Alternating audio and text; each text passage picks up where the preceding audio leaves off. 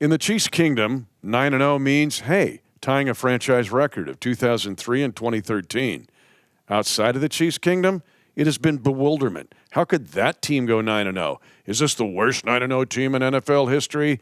Well, just pay attention. Over the next minutes on Defending the Kingdom, we'll jump in to why we think the Kansas City Chiefs are a legit 9-0, ready to go 10-0 in Buffalo. And a lot of you will be there in Buffalo because of Ticketmaster. Ticketmaster is your connection over these next 8 regular season games and into the playoffs, as we see a lot of you on the road. Placement is down. Let's just kick. It's blocked. It's blocked. It's blocked. The Chiefs blocked the kick. They're going to stay undefeated. Hi, everyone. I'm Mitch Holthus, voice of the Chiefs, along with senior team reporter, award-winning Matt McMullen. I'm fired up this week. I'm driving home from the game after this 1% chance to win. And by the way, Leo Chenal will be with us on the show. You do not want to miss it. It's coming up. He blocks the field goal, but I'm hearing pundits talk, and 2 guys on a national show, and one is asking, let's talk about the Kansas City Chiefs, and the other guy goes, do we have to? And they're saying this is the worst 9-0 team ever in NFL history. I almost drove off the road, and I thought, nope, now I'm already in Buffalo mode. We're going to jump into, but aren't you like, it drives me crazy if people go, they can't appreciate what this Chiefs team is. So we shouldn't let it bother us, but I do give this some thought. First of all, the Chiefs have won 3 Super Bowls in 5 years and are coming off back-to-back Super Bowls, and they're undefeated. So I'm not really sure you can take anything away from this team. What it is nationally, people cannot explain how a team can sustain success like this because it doesn't happen, really, in any sport. Golden State Warriors maybe are the most recent one in the Big 4 sports, but it just does not happen where a team wins every year no matter the circumstances. And it frustrates people. And a lot of these people, their favorite teams aren't winning, and they can't figure out why does that team keep winning when mine doesn't. So that's what I chalk it up to, because if you use facts and logic and reason, the Chiefs are doing what they've done every single year since Coach Reid got here. It still feels like the season just started. We just locked up already our 12th consecutive winning season. 12 consecutive winning seasons. Think about that. The Bills, ironically, are the next closest team in terms of consecutive winning seasons with an active streak. I think they have like 5 or 6. So, yeah, I mean, if people around the country want to take away from this team, be my guest, I guess. But the Chiefs have beaten 5 teams this year that are either 500 or above right now. A team that's not included in that is Cincinnati, who we agree is better than their record says. So, yeah, if you want to take it away from the Chiefs, that's fine. I guess we will just keep winning. Buffalo, we're going to get into them. Mad respect for them, but they've only played 3 teams with a winning record. They're 1-2. So it's been very different of what the teams have faced up to this point. That's okay. We're going to get there. We're into facts, and we're going to get to that in a second, and some opinion based on fact. Yeah. But let's go. Informed opinions. There you go. Yeah. But again, Leo Chenal will be with us on this episode, and we're entitling it, how does this team 9-0 and 10-0 in Buffalo? Okay, let's go around the world, though, as we get ready to tell the world what you and I think, why we think the Chiefs are 9-0. Got a bunch today. So I heard from Tyler in Lebanon, Missouri. Yeah, the Yellow Jackets, by the way. He wrote that down. I was wondering Yellow if you were going to Jackets, say baby. that. Yeah. Yep, home of the Yellow Jackets. Not Lebanon, Kansas. It's home of the Broncos. There's I think there's a whole bunch of them. Anyway, yeah, Cedars of Lebanon. And this is a little bit somber, but it's also a good story. So he's been a fan all his life. Shared that one of his best friends was diagnosed with cancer in 2019, and his dream was to see the Chiefs win the Super Bowl, and he did that right before he passed. So it's more than football, you know. It's more than a football team. We get that. So shout out to you, Tyler. Jason is in Topeka, a new listener. Thank you for listening, Jason. Topeka West, Topeka High, Washburn Rural, Shawnee Heights. Hayden, what do we got? Need more information. Let us know, Jason. Care Paravel, the Lions. We don't know. Let us know. We have a listener who lives near Fort Drum, New York, famous for being... Ooh, don't know. The home of the 10th Mountain Division. Now you'll never forget that. I will never forget it. Yep. And I love this year's Salute to Service because when we talked about the Marines on Sunday, it was awesome. My whole game day setup on the radio was about the Marines. But those cool salute to service hats and hoodies we wore reminded me of the 10th Mountain Division. It reminded me of when Army played Navy, and they were in the 10th Mountain Division unis, basically, in the snow. It was too cool. If you look at the history of the 10th Mountain Division, what they did in World War II in Italy, amazing. Incredibly brave group. They've got an awesome history. So, yeah, 10th Mountain. Fort Drum, New York. Now you know. Fort Drum, New York. Chris is in the Philippines. We've got so many listeners in the Philippines. Shout out to everyone in the Philippines. Chris said that he watched Sunday's game at 2 a.m. on Monday, so I respect it. Greg is in Rosarito on the Baja California in Mexico. I definitely mispronounced that, but he's on the Baja California in Mexico. He's 72 and been a fan all his life. Thanks for listening, Greg. Jim is in San Diego, originally from Wichita, though, and the Monday Night Football win against the Bucs a few weeks ago was on his birthday. So fantastic. Happy belated birthday, Jim. We picked up a lot of San Diegans. We have. When the Chargers left them in the dust, they needed a team. They'll go, they don't like the Broncos or the Raiders, but they didn't mind the Chiefs. We picked up a bunch in San Diego. And you were all welcome. Yes, thank you. Charles was part of the Army Security Agency and wanted to thank us for recognizing our veterans on last week's episode. But no, thank you, Charles, for defending our country. We truly appreciate it. And thank you for listening as well. Ricky has been a fan since the 1969 season. That was a good year. And remembers watching Super Bowl IV with his dad. Shout out to you, Ricky.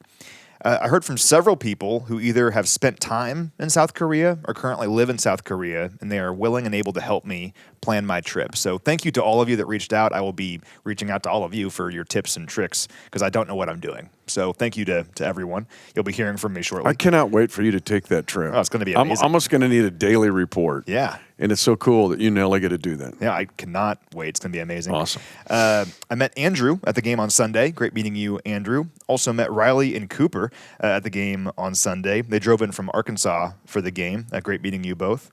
I met Matt from Fremont, Nebraska in the locker room club after the game. And him and his family had flown in from the Dominican Republic, like on vacation, the night before, and made sure they made it to the game. You saw quite a game, didn't you? So great meeting you, Matt. Then lastly, shout out to Susie, Mark, and the entire group of German fans that came to Kansas City over the last 2 weeks. Mark is based here at Fort Leavenworth, but the rest of them came from Germany. And I think they just had the best time. They were here for 2 weeks. Susie went to the Mizzou game on Saturday night. A few of them stayed here and went to the KU game that was here in Kansas City. So they had just an amazing 2 weeks. It was great seeing all of you. And how about that? They came for 2 walk-offs at home. Gosh. 2 walk-off wins. So shout out to all of you. You're the best. Great seeing you. And I wish I would have thought of it as soon as it happened, but I didn't. But I'm calling the game not a walk-off, but a block-off. The block-off. I wish I would have thought about it right away. But anyway, it kind of hit me later. But you're not expecting necessarily a 1% chance of happening. Here comes the block-off. I'm ready for it. I'm ready for a block-off. That German group, and they came to the Kingdom Show. Yeah. So on Tuesday night after the Saints game, short week, getting ready for the Broncos, they came. So Andy from Minden, Janine from Frankfurt, right? Robert from Frankfurt, from Köln, I think I'm saying that right. Magdalena, Johann, Lars, you mentioned Susie, and from Dusseldorf, Patrick, and then there's Casey Alice from Cologne. Okay. Yeah. And I got a Stuttgart Surge shirt. As did I. Yeah. They are amazing, wonderful people. They represent the kingdom so well over there. So great seeing y'all. Come back whenever you want. So this game, too, was interesting because there is a growing subcell of the kingdom in the Twin Cities. Oh, okay. But they are claiming dual citizenship. We talked about this last week. Yeah, that's right. Yeah. And so Daniel Abraham came to his first ever game. He had to come to Arrowhead Stadium, GEHA Field at Arrowhead Stadium. He came. They are called the Skol Chiefs. Okay. They are now named Skol Chiefs with dual citizenship. So when the day comes, like last year when we play the Vikings, they must decide. But other than that, they're both. Okay. So we appreciate all our Skol Chiefs, and Daniel now leading the way on defending the kingdom around the world for that, and we'll bring in Paul Allen. We may have to have Paul Allen sometime. I would love that. As I would a love guest. to meet Paul Allen. He's so intriguing. Yeah. He's just really awesome, the play-by-play voice of the Minnesota Vikings, to bring in this whole Skol Chief dynamic and see what he says. So we'll have him on DTK. You know that crazy win the Vikings had over the Bills a couple years ago? Ironically, talking about Buffalo, where Justin Jefferson had like the catch and quadruple coverage on 4th and forever. Looked like D-Hop against the Bucks. He did, yeah. Their booth is going berserk, and they had like the GoPro in their booth, like they do for you, and it's just so funny. And their team reporter, I think, spots on the road as well. So for those that don't know, on the road, I'll often spot for Mitch, which means I basically help him with who is making plays, and I don't speak, so I have to be silent. But I'm losing my mind. Well, their guy was losing his mind too, and like rocking back and forth, and it's just so great. So I just saw kind of like us and them, and vice versa. So shout out to them; they're great. Well, we're going to jump into why Matt and I think the Chiefs are 9-0, while the rest of the world outside of the Chiefs' kingdom is perplexed or angry. I don't know why. I don't either. Can't be proved scientifically. Well, maybe it can. But we're going to go into offense, defense, and special teams and give each one of our opinions why I think this team is 9-0. And this team is unique, different than the other teams. That's what Coach Reed says every year. Every team's unique. And you know what? Buffalo's unique. They're different than they've been. We all think it's the same team. It is not the same Buffalo team that we've seen in years past, but they're 8-2. And they've done an excellent job, Sean McDermott and Josh Allen. Okay, my opinion on the offensive side, and I like to look at beyond the obvious stats many times, and it's the hidden yardage of why this team is so much better book to book right now than the 23 team. And it's the fact that when you look at drops, last year the Chiefs led the Galaxy in drops. It was ghastly. Depending on how you view a drop from the different sources, anywhere between 35 and 43. Well, if Pat averages at 9 yards of completion, do the math. And if 100 yards equals 7 points, do the math even further. This year, the Chiefs have only 6 teams have fewer drops than the Chiefs. That adds up to almost 7 points. The other one, and this is the big one, is penalties. The third fewest penalties in the league on the Kansas City Chiefs. Third fewest penalties.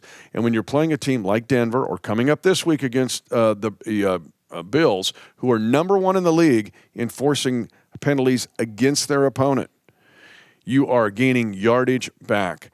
Last year, the Chiefs finished 14th. I looked at it book to book. They were worse than that at this point a year ago. You add those two together, drop passes or way fewer drop passes, a whole bunch of only 7 compared to, let's say, 40, then that and the penalty yardage, which is way better, you're actually getting somewhere in the range of 10 to 13 points you didn't have a year ago. That's how you win close games, and to me, that's 2 overlooked areas of why this Chiefs team is 9-0. That exact kind of overall category is why we lost some games last year. I think about the Lions game for sure. Penalties and drops. The Packers game. The Broncos game in Denver for sure. The Raiders game on Christmas, no doubt. And the Bills game was a penalty at the very end, or else we win that game. So I'm with you 100% on that. Another one, and this is a bit more obvious, but it is kind of a fun one, is third down efficiency. Our third down offense has been excellent this year. We're the number 1 third down offense in the NFL at 52%. And it's not just a certain distance. Really all over the place, we've been really good and efficient. On 3rd and 4 to 3rd and 6, we're converting 72.4% of the time, best in the NFL. 3rd and 7 or longer, we're at 34.6% of the time, also best in the NFL. And specifically 3rd and 10. Nobody ever wants to be in 3rd and 10. But we're best in the NFL on 3rd down at 3rd and 10 as well at 32.1%. We've converted 9 3rd and 10 or longers this year. Since D-Hop got here, we're even better. We're 62% overall on 3rd down, best in the NFL since he got here. And looking at some advanced metrics as well, are you familiar with EPA? Yep. So looking at EPA, it's expected points added. It's basically a measure of how well a team performs relative to expectation, kind of like WAR in baseball. Yeah. And of course, like take it with a grain of salt. I mean, it's not a hard, fast stat, but there's some subjectivity to it. But overall, EPA and can tell you. You have to start, like wins above replacement in baseball. Where's your starting point? There's a baseline. Yeah, there's got to be a point there. So just take it for what you will. But in this case, it helps prove my point because in terms of EPA on 3rd down, the Chiefs are the best offense in the NFL in terms of total EPA and success rate. They're also 6th in explosive play rate on 3rd down based on EPA. It means they stay on the field, all right? And KC leads the NFL in drives of 10 or more plays with 26. And when they finish in the red zone, this formula is just very, very difficult to beat. And the Chiefs had done that for a couple weeks. From weeks 7 through 9, they were 11 for 13 in terms of red zone touchdown efficiency. Last week, just 1 for 4. That's why the game was close. That difference there is 12 points. If the Chiefs finish in the red zone just one more time last week, we're not talking about a game-winning block-off. So anyway, for me, it's third down efficiency. The Chiefs have been nails on third down all year long. Got to be good on third down against the Bills. And to your point, you mentioned the 3rd and 10 plus. The Denver Broncos, outstanding defense. We saw it. We laid it out for you last week. Were 2 of 27 in disallowing. 25 out of 27 times they disallowed a first down on 3rd and 10 plus. And those 2 were scrambled runs, not passes. The Chiefs had 2 in this game of 30 yards or more. The P. Ryan play of 33 yards and the D-Hop play of 31. And if you look at Pat's comparison of his life with D-Hop and without D-Hop, then you'll see one of the reason that this team actually has a ceiling moving forward because the numbers are drastically better. So offensively, there's our opinion of why we think the Chiefs are 9-0, that you're not going to hear from the national pundits who are mystified that why is this team the worst team to be 9-0? Maybe not. And this team has ceiling. That ought to frighten everybody who doubt and disrespect and dislike the Chiefs. All right, defense, you get the first one. Defense, so I'm going to go with our run defense this year. And this is a super basic answer, but I think it's at the core of why any defense is good. You got to stop the run first. And the Chiefs defense has been excellent against the run this year. We're allowing 3.65 yards per rush this season. Only Baltimore has been better. We're allowing just 83.2 rushing yards per game, third best in the NFL. We've allowed only 16 runs of 10 or more yards, second best in the league. And the only player who has had any success on the ground against us this year has been Lamar Jackson. Lamar rushed for 122 yards in week 1. Almost all of those were scrambles. And Lamar is a unique player, right? Very difficult to stop him because he's also a quarterback who can throw the football. Everyone else this year against the Chiefs has struggled to run the football. Listen to all these players who had double-digit carries against the Chiefs. Jordan Mason, just 58 rushing yards. Derrick Henry, 46 rushing yards. Could be the MVP of the league. Just 46 yards. J.K. Dobbins, 32 yards. Bijan Robinson, 31 yards. Alvin Kamara, 26 yards. And Alexander Mattinson on the Raiders, just 15 rushing yards on 14 carries. We're making teams one-dimensional every single week, and you force these quarterbacks to make plays, and sometimes they will. But if you force them to make plays every single time, eventually they're going to make a mistake. There's going to be an incompletion. Something's going to happen. And that's one of the main reasons this defense has held 30 consecutive opponents under 28 total points. Now we're back all the way to the early days of Andy Reid in Philadelphia to the last, and that was Jim Johnson's defense, amazing defensive coordinator. And I will add mine, why I think this team is 9-0, and I'll take it down to a personal player. There are 3 players who have gone not one notch higher, but 2 notches higher. Think about 90 days ago in the discussion about, and I love L'Jarius Sneed. I love him. But Chamari Connor, book to book, is playing at a level higher than L'Jarius Sneed was at this time in his career. Chamari Connor's been brilliant. Oh, yeah. Coverage, open field tackling, which is overlooked in this league. He is one of the best open field tacklers, much like Sneed was in the National Football League. Big jump higher for Chamari Connor. Another one is Turk Wharton. We saw it in OTAs. We saw it in training camp. They usually do not lie in that eye test. And what Turk Wharton has done is elevate to a level that most thought he would never reach. And another one is Leo Chenal. Leo Chenal, his play, and we're going to get into it with Leo here in a second, his play against Juszczyk on the wheel route in the San Francisco game, we saw it last year in the Super Bowl. Impact plays there, the block PAT, forcing fumbles. But Leo has taken his game to 2 levels higher. And why not jump in and check in with number 54 of the Kansas City Chiefs? This week's guest, Leo Chenal. Why wouldn't we have him on Defending the Kingdom? Leo Chenal, incredible with the block field goal. But I'm going to ask you to start what people are trying to figure out is how we're 9-0. And that's the thesis of this show. What would you say?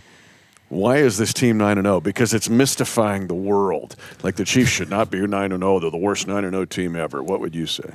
I just say that we really, really found a way to win. whether it's offense, defense, special teams. When one area is kind of slacking, not playing up to the standard, I feel like the other phase kind of pulls the slack a little bit. It's kind of crazy to see, even for me being here for 3 years, the way that we find a way to win. Pull each other up when offense or defense slacking, we always hype each other up on the sideline going out. You just see a bunch of guys just constantly pulling at each other. It's kind of like synergy, man. It's like working together, and it's like a constant. It's throughout the week too. It's guys pulling each other up when somebody misses a play. It's constant. Just encouragement. You've been a part of a lot of big wins, a lot of big moments here since you've been in Kansas City.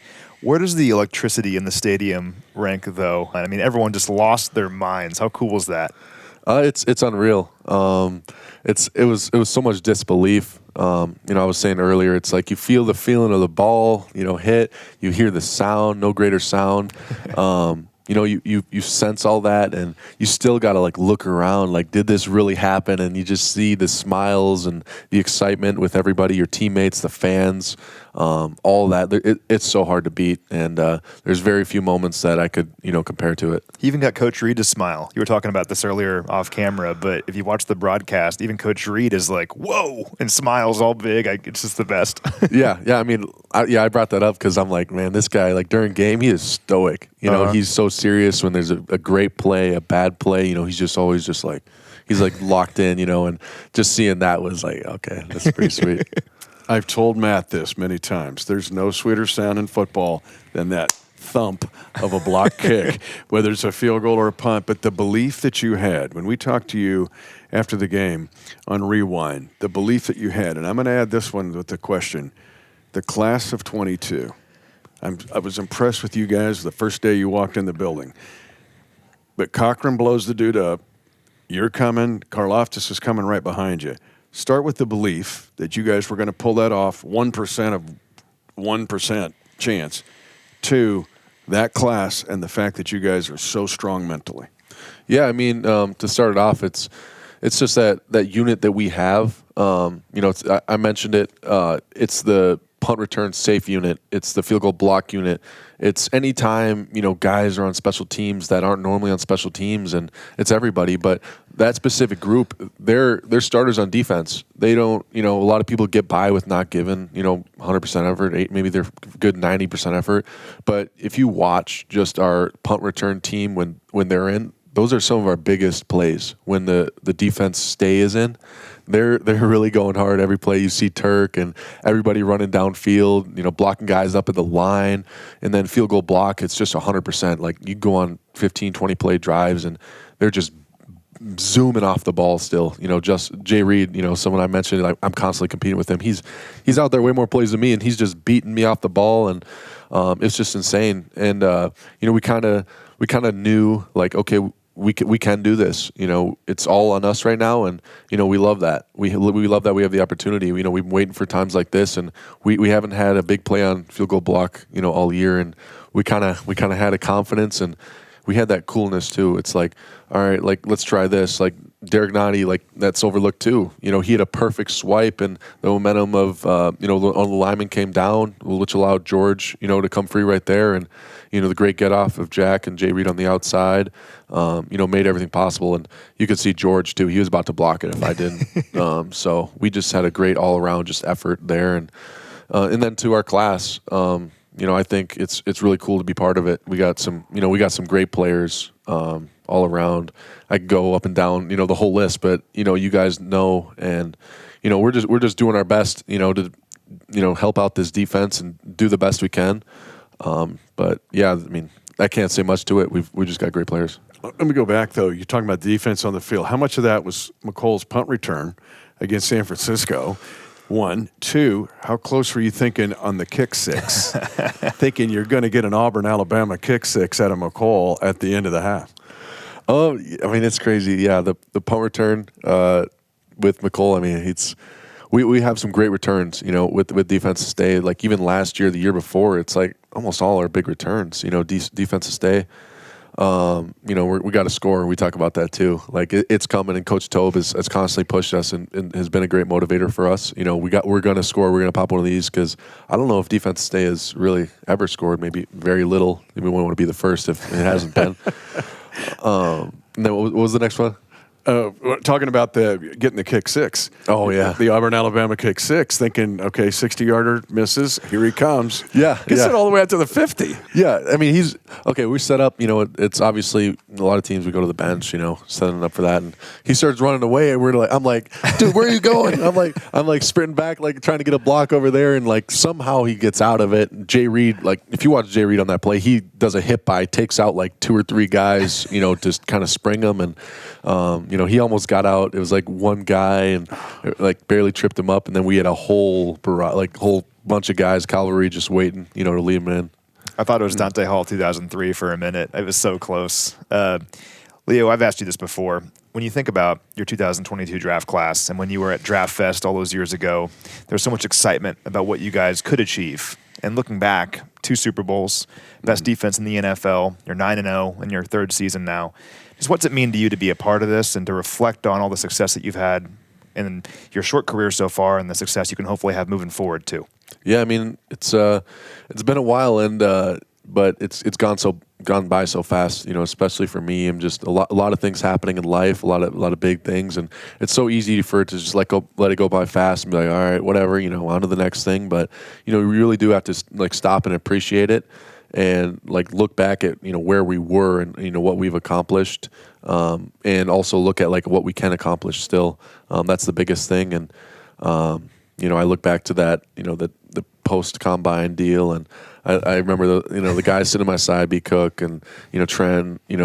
It's just we've come far, and it's pretty cool to be a part of, and with all those same guys. A lot of times, you see teams break up and split apart, and we do a really good job here just retaining guys, and it's really cool to have that kind of like family feel to it.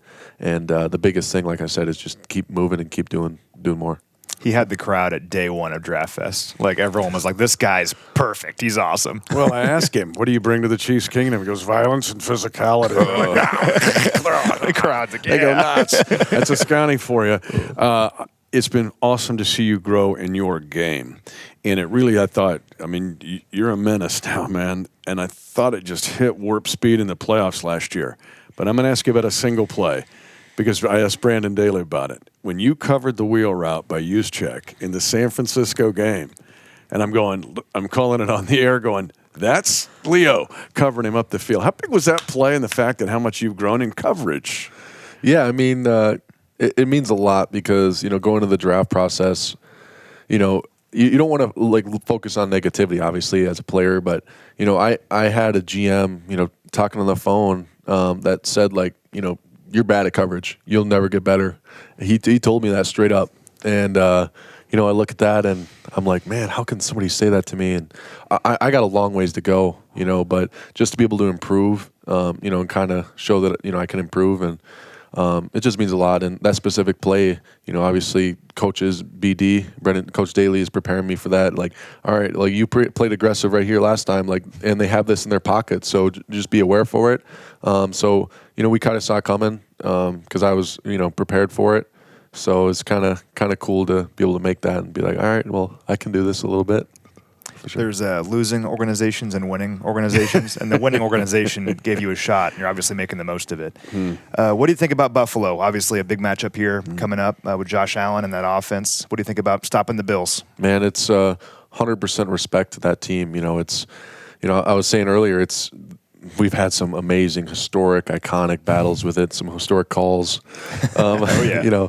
But it's just, playoff atmosphere. No matter if it's the playoffs or not, it's going to be a battle to the end. Whether it's 4 quarters, overtime, whatever it is, and no team is out of it. You got 13 seconds, you got whatever it is. You have to be locked in 100% of the time because they got great players. Josh Allen is so good, improvising, and he's got some great weapons around him. I got a ton of respect for James Cook. What he's able to do, how versatile he is in the running game and the passing game.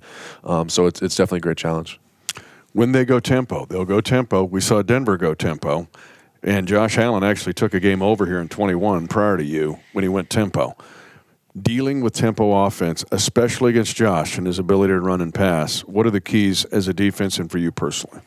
I think one of the big things just keeping your cool, taking a deep breath. When they don't want you to, they want you to kind of be like, all right, what's the play, and kind of just panic and worry about like what specific things and not give you time to trust your instinct or trust your keys, what you've been taught all week. So it's really just kind of keeping your cool, and going back to practice and what we've been preaching all week, and that kind of slowing it down, slowing the game down when they want to make it fast for us. And obviously we got to keep contained in those moments, because the improvisation of Josh Allen, and it's just a lot of key factors that we got to slow down when they want to make it fast.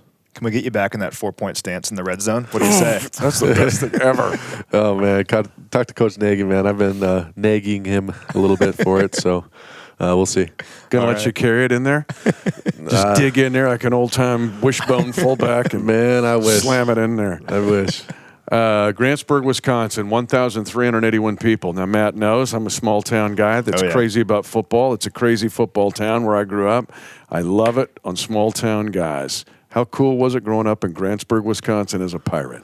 I grew up in like West Sweden, went to school in Frederick, so Oh, it was an NIL deal then. Yeah, a cheese deal. Yeah, cheese deal. There you go. But yeah, I mean, just growing up in the area is really cool.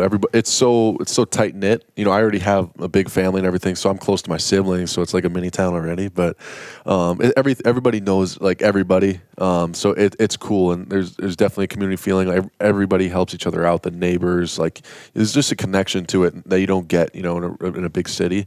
So it was pretty cool, and being in Grantsburg specifically, it's it's the same way. I moved there my freshman year of high school. It's definitely a good feeling. And it was part of the Supernatural Sharp Teeth season 9 episode. Are you aware of that? Hey, Supernatural? Yes, Dude, oh my gosh, I'm binging Supernatural right now. Right now? Kidding. Have you seen episode 9? Okay. Where are you at on binging it? What? I'm in season 6, episode 20. Okay.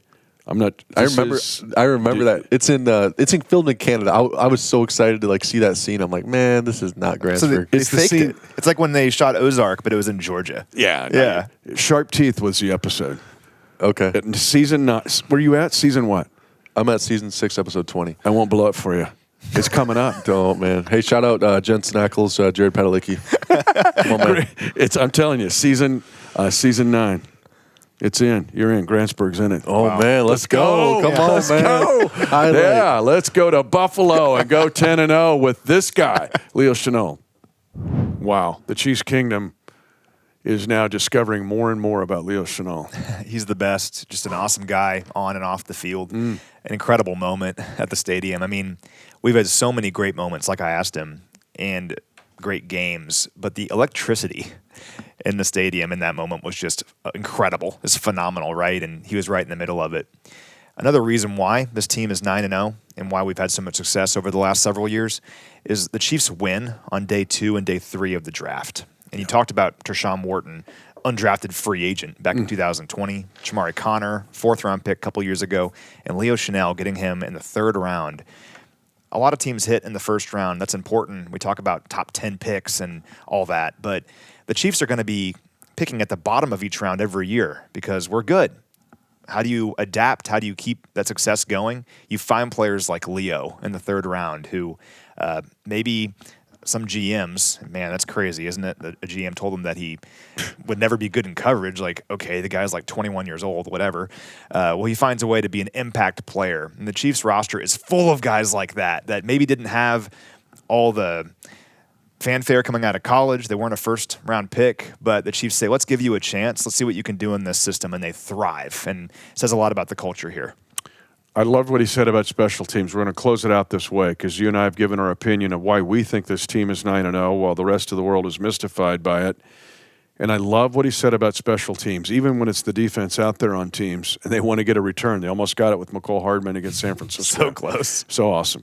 But I would say on special teams, we're looking at it, why this is different. And my thought is McCall Hardman, honestly, his confidence is back.